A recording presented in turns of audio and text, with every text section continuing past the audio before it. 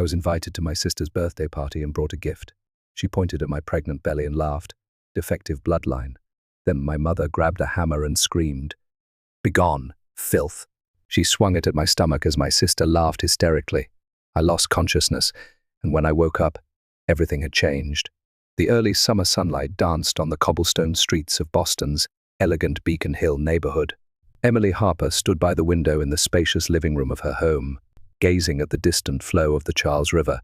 Her hands naturally rested on her swollen belly, feeling the movement of her 7-month pregnancy. Becoming pregnant at 37 was an unexpected joy. "What are you thinking about?" came her husband James's voice from behind. Emily turned and smiled. "Just how happy I am." James approached Emily and put his arm around her shoulder.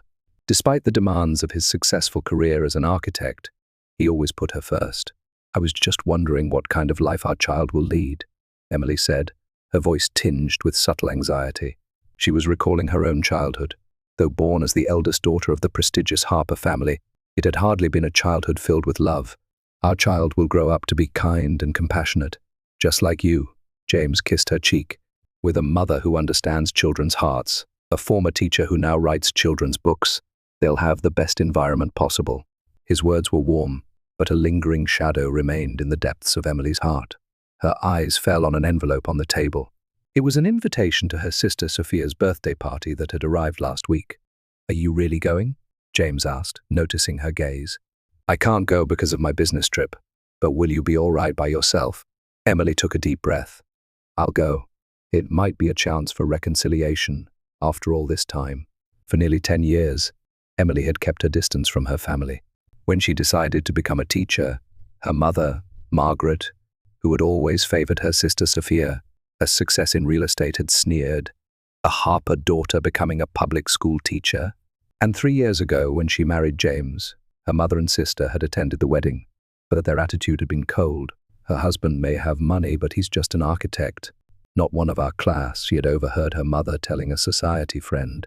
Emily moved away from the window and looked at a photo frame. It contained a picture of her father, Robert Harper.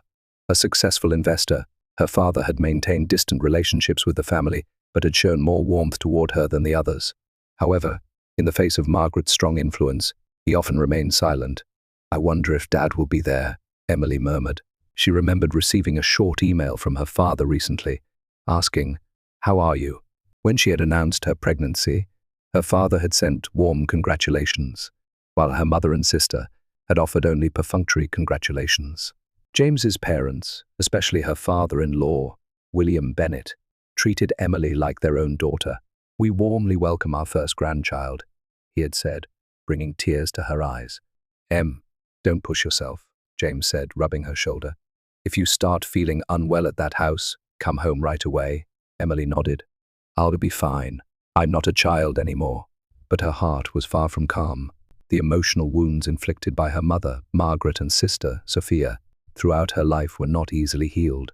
Margaret was known in society as a prominent figure, devoted to charitable activities, but at home, she was cruel, especially to Emily. Why only me? The old question crossed her mind again. Since childhood, her mother had doted on her sister and been harsh with Emily. When they did the same things, Sophia was praised while Emily was scolded. When Sophia broke the doll her father had given her for her 7th birthday, her mother blamed Emily. "It's because you didn't take care of it properly." Maybe things have changed this time, Emily told herself. Perhaps her mother and sister inviting her to the party was the first step toward reconciliation, especially now that she was carrying the first grandchild of the Harper family. The next day, Emily got into a taxi and headed to her family home in Beacon Hill. The Harper mansion had a substantial presence that reflected Boston's history. Climbing the stone steps, Emily rang the doorbell, feeling her heart pounding as she waited for the door to open. The door was opened by Martha, the maid who had served the Harper family for many years. When she saw Emily, her eyes crinkled into a smile. "Miss Emily, it's been a long time. Your belly has grown quite large. Thank you, Martha." Emily replied kindly. "Where is everyone?" "The guests are on the terrace in the backyard." The party started in the afternoon. Before Martha could finish, the salon door opened and Margaret Harper appeared. Even at 67, she maintained a perfect hairstyle and wore expensive designer clothes. She looked every bit the queen of society she was known to be. "Emily, you finally arrived," Margaret's tone was cold, but it quickly changed to a social smile. Come, everyone is waiting. Emily saw Sophia appear behind her mother. Sophia, with her model-like appearance, was perfectly made up and dressed in a high-end brand dress. Big sister, Sophia exclaimed brightly. It's been so long. She rushed to Emily and kissed her on the cheek, but the gesture felt like an act. Happy birthday, Sophia. Emily held out a wrapped gift. Your birthday present. Sophia lightly said, thank you, but set the present aside and stared at Emily's stomach. You've gotten quite big. When are you due? In 2 months. I see. A strange light appeared in Sophia's eyes. And James? He's on a business trip? Unfortunately, he couldn't come today. What a shame, Margaret interjected. Well, Emily, let's introduce you to everyone. Many society friends have come. The backyard terrace was bustling with Boston society's elite. When Emily appeared, escorted by her mother and sister, many eyes turned toward her. Maggie, isn't this your older daughter? It's been ages, called out Victoria Langley, a prominent society figure. Yes. Margaret displayed a perfect smile. This is Emily. She quit teaching and is now writing children's books. She's about to become a mother too. How wonderful. Victoria turned to Emily. The first grandchild in the Harper family. Maggie and Robert must be thrilled. Emily maintained her smile, but didn't miss how her mother's expression froze for a moment. Yes, we're very happy, Margaret replied formally. As the party progressed, Emily spoke with some old acquaintances, but most conversations remained superficial. Noticing her father's absence, she asked her mother, who replied, he's on an urgent business trip. However, Emily remembered an email from Clara, her father's secretary. Robert will be in Boston all week. Her mother was lying. As time passed, the number of guests gradually decreased. By evening, only a few relatives and close friends of her mother and sister remained. The atmosphere changed. Particularly, her mother and sister's attitudes grew colder, closer to their true feelings. Big sister, where did you buy that dress? Sophia's voice was loaded with sarcasm. It's quite common. Emily took a deep breath. I chose it myself. Something that looks nice, even when pregnant. Yes, her mother interrupted. You've always chosen to be ordinary. The comment was clearly sarcastic. Rather than arguing, Emily approached her Aunt Charlotte, a relative standing at the edge of the garden. Emily, it's been a while, Charlotte warmly greeted her. It's a shame your father couldn't come. Yes, I heard he's on a business trip, Emily said carefully. Charlotte looked around before saying quietly, that's strange. I saw your father at the Boston Club yesterday, just as Emily suspected something was wrong. Aunt Charlotte, Emily asked quietly, don't you think there's something strange about today's party? Charlotte smiled ambiguously. Harper family parties are always perfect. That wasn't an answer. There was a light in Charlotte's eyes, suggesting she had something she wanted to say. Emily noticed Sophia staring at her stomach again. The emotion in her eyes was not curiosity, but something unsettling. Emily, why don't you rest a bit? Sophia suddenly suggested. You look pale. In fact, Emily was feeling a bit tired. Thank you. I'll sit down for a while. Moving to the living room, Emily's attention was caught by a photograph on the shelf. It was a family picture, but not a recent one. It was from when she was a teenager. Then she realized there were no new family photos anywhere, no pictures from her wedding, none with James. It was as if her new life had been erased from the family record. Why did they invite me? Emily asked herself. For years, her mother and sister had shown no interest in her life. Why suddenly invite her to a birthday party now? She could see her gift box still sitting on the side table, unopened. Just as she was thinking of leaving, Margaret entered the living room. Emily, I need to talk to you. About what? Emily was wary. Family matters. Margaret smiled, but her eyes were cold. Would you come to the study? The relatives are waiting. Emily stood up and followed her mother. Her father's study reflected Robert Harper's character. Wall-to-wall bookshelves, an antique globe, expensive leather chairs. When Emily was a child, this room had been her sanctuary. When her father was home, he would silently allow her into the study to read. It was the only place she could escape the cold looks from her mother and sister. But now, the atmosphere in the study was strange. In the room were her mother's sister, Beatrice, Uncle Edward, his wife Grace, and Sophia. All watched Emily's entrance with tense expressions. In the corner of the room was a glass case containing her father's collection of decorative items, including various small wooden hammers. Sit down, Margaret urged Emily. Emily stopped in front of her father's chair and refused to sit. "What's this about?" she asked quietly. "Where is Dad, really?" "Your father is on a business trip," Margaret said, but her eyes wavered. "What we want to talk about today is you and your condition." Her gaze fell on Emily's abdomen. Emily instinctively placed both hands on her stomach. "My pregnancy?" "Yes," Margaret said coldly. "Frankly, I'm surprised you're becoming a mother." "What are you trying to say, dear Emily?" Sophia said, in a sweet voice. "We're concerned about whether you're suitable to be a mother." Emily caught her breath. "What are you talking about? You quit teaching to write children's books, but you can't really call it a success, can you?" Sophia continued.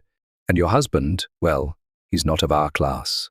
James is a successful architect," Emily raised her voice, "and he loves me. Isn't that what matters most?" Margaret laughed, a laugh devoid of any warmth. "Love? Do you think children can be raised on that?" "Yes, I do," Emily answered firmly. "With love and respect, children grow up healthy. You just don't know it." With those words, the air in the room froze. Margaret's eyes took on a dangerous light. "What do you know?" Margaret's voice trembled. "You know nothing." "I know enough," Emily said quietly but forcefully. "What children need is not conditional love, but unconditional love. That's what I intend to give my child." "Unconditional love?"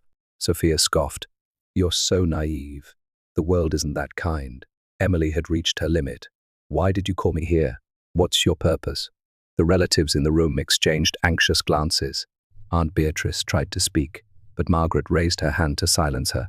"I wanted you to know the truth," Margaret said quietly. "How unsuitable you are. How unworthy of our family line." "What are you talking about, big sister?" Sophia stood up and approached Emily. "You're not really our sister." Emily was shocked. "What do you mean?" "When Robert brought you home, I hadn't been born yet," Margaret said coldly. "You were the child of his lover, Sarah. I had to accept that child for the sake of social appearances." Emily was speechless.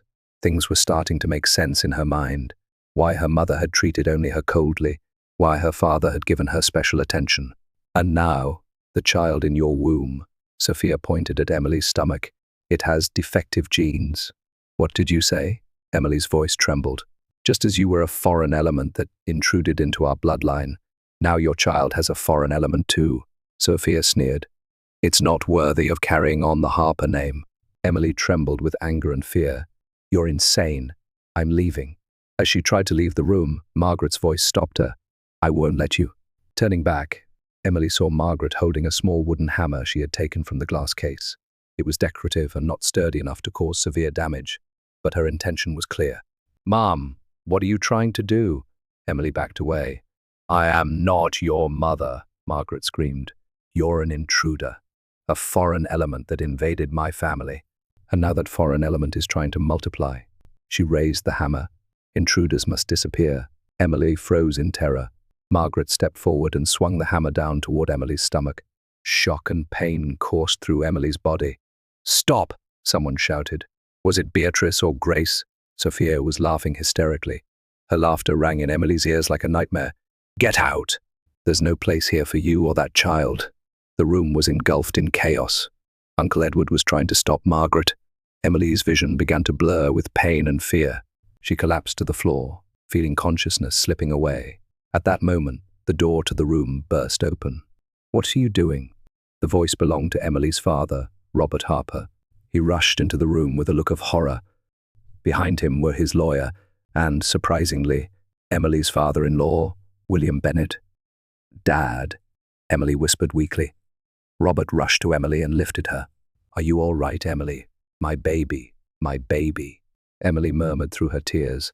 "I've called an ambulance," William Bennett said. "It's on its way." Robert looked at Margaret with furious eyes. "What have you done?" Margaret replied without flinching. "I was just protecting our family. That child was never part of our family." "Silence." Robert's voice shook with anger. Emily's consciousness faded more and more. In her father's arms, she completely lost consciousness. A white ceiling, the smell of disinfectant, the quiet, continuous sound of medical equipment. Emily gradually regained consciousness. When she tried to move, a dull pain shot through her abdomen. Fear overwhelmed her. "Baby," as she whispered weakly, someone immediately grabbed her hand. "It's all right, Em. The baby is safe." It was James's voice. Emily opened her eyes to see her husband's tired face. His eyes were red. He had clearly been crying. "James!" Emily cried. "The baby!" "According to the doctor, it's in a critical condition but alive." James squeezed her hand tightly. "You're a strong mum. And our baby is strong too." Emily slowly looked around. There were others in the hospital room. Her father-in-law, William Bennett, her mother-in-law, Elizabeth, and her father, Robert Harper. "Dad," Emily said. Robert approached his daughter's bed. His face was etched with deep sadness and guilt. "Emily, I'm sorry, I'm so sorry." His voice trembled. James stood up and yielded his place to Robert. Robert took Emily's hand. "You've done nothing wrong," Emily said quietly. "No, I was wrong," Robert shook his head. "I never told you the truth. I failed to protect you from Margaret and Sophia. I've been a terrible father." Emily was confused. All her memories were coming back in fragments. Her mother's words, the hammer, the revelation of the truth. Was it true? Am I Sarah's child? Robert nodded slowly. "But that doesn't mean you're not my daughter. You are my daughter, Emily, my own flesh and blood." "Then mother, Margaret." Robert took a deep breath. "It's a long story. You should rest now." "No, I want to know," Emily said firmly. "Don't keep hiding things." Robert's shoulders slumped in resignation. "Sarah and I fell in love in college, but my family didn't approve of the relationship, especially my mother. So I obeyed my family's wishes and married Margaret." He choked on his words. "A few years after the marriage, I met Sarah again. Our relationship was rekindled, and you were born. But during childbirth, she died." Tears fell from Robert's eyes. "I brought you, a newborn, home. I confessed everything to Margaret and begged for forgiveness. She said she would accept you to maintain social appearances, but in her heart, she never accepted you." Emily stared at her father. Many mysteries were beginning to unravel. Why her mother had treated only her coldly, why there had always been a great wall between her and her sister. "And today, I've been watching over you," Robert said.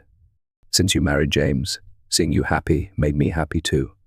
But Margaret and Sophia's hostility never disappeared, and when they learned of your pregnancy, they planned it." Emily realized the horrifying truth. The birthday party was a trap. "When Margaret suddenly said she wanted to invite you to Sophia's birthday, I was suspicious," Robert continued. "So I began investigating. And then he contacted me. William Bennett joined the conversation. Robert was worried about your safety. We had been making preparations in secret." "Preparations?" Emily asked. "Hidden cameras," James explained. "At William's suggestion, we installed them at the party venue just in case something happened." Emily gasped. "So that moment." "It's all recorded," William said with a grim expression. "It's already been submitted to the police as evidence. Margaret and Sophia have been arrested for assault." "I never thought it would come to this," Robert said painfully. "I never imagined they would go this far. I should have acted sooner. I should have warned you before the party." Emily looked at her father. His eyes reflected genuine sadness and regret. "Please forgive me for not telling you the truth for so long." Robert squeezed his daughter's hand. "I was a coward. Family appearances, social status, the company's reputation. I prioritized such things and failed to protect you, the most important person." The room fell silent. James placed his hand on Emily's shoulder, supporting her. "There's one more thing you should know," Robert said quietly. "Margaret and Sophia trying to hurt you wasn't just out of hatred. They were after the inheritance." "Inheritance?" "I had a medical checkup a year ago. The results weren't good." Robert smiled bitterly. "Terminal pancreatic cancer. According to the doctors, I only have about 6 months left." Emily was shocked, speechless. "Dad, I drafted a new will," Robert continued. "I decided to leave the controlling interest in the company and most of my assets to you and your child. I intended to leave Margaret and Sophia only the minimum living expenses." "I helped with the creation of that will," William added. "And somehow Margaret and Sophia found out about it. Everything connected. The invitation, the birthday party, the obsession with the baby." "I can't believe it," Emily murmured. "They are now facing legal consequences," James said in a stern tone. "I will do everything in my power to protect my wife and child." A doctor entered and checked on Emily. "The baby's heartbeat is stable," he said, "but complete bed rest is necessary for at least a few weeks." Emily placed her hand on her stomach. "Thank you, doctor." After the doctor left, Robert kissed his daughter's forehead. "I won't leave you alone anymore. From now on, I want to be involved in your life and my grandchild's life as a real father." Emily nodded through her tears. It was a moment when she finally received the father's love she had sought for so long. The season was changing to spring in the solemn courtroom of the Boston Municipal Court. The verdict was delivered.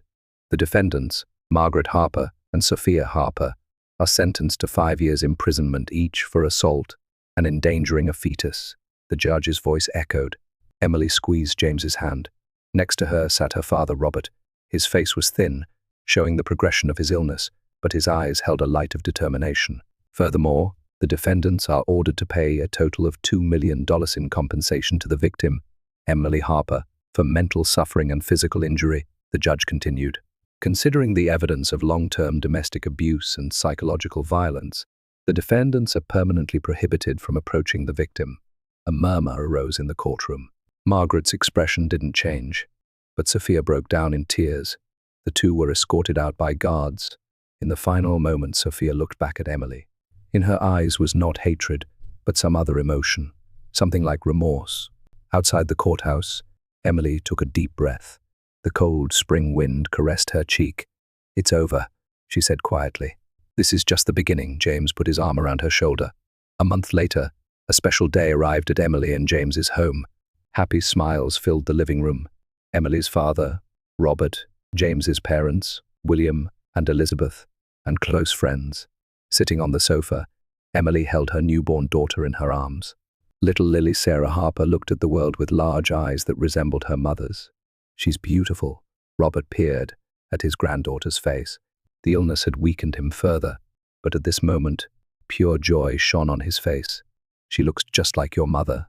"Tell me more about Sarah," Emily said gently. Robert smiled. "She was strong, kind, and incredibly intelligent. Just like you." The room was bathed in warm light. This new family symbolized a true bond that went beyond blood ties. At the same time, at the state women's prison, Margaret and Sophia were housed in separate cells. Initially supporting each other, cracks began to form in their relationship as time passed. "You ruined everything," Margaret blamed Sophia during a visitation. "Because your plan failed, we lost everything." "My plan," Sophia argued. "Everything is because of your obsession and hatred, Mom. You taught me that Emily wasn't family, but in truth, you were the one who destroyed the family."